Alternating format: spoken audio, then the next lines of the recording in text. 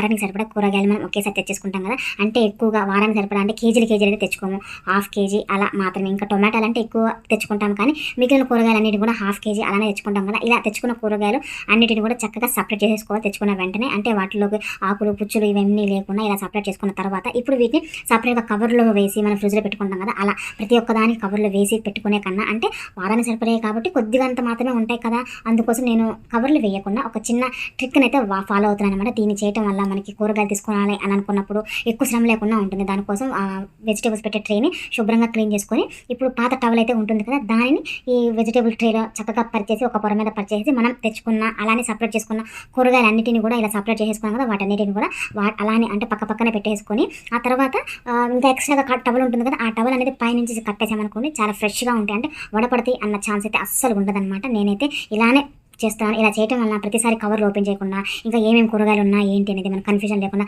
కనిపిస్తూనే ఉంటుంది. కాబట్టి సింపుల్గా కూడా ఉంటుంది తీసుకోవడానికి కూడా, అలానే మళ్ళీ కూరగాయలు తెచ్చుకోవడానికి కూడా ఈజీగా ఉంటుంది అనమాట. కూరగాయలు అయిపోయిన వెంటనే తెచ్చుకోవడానికి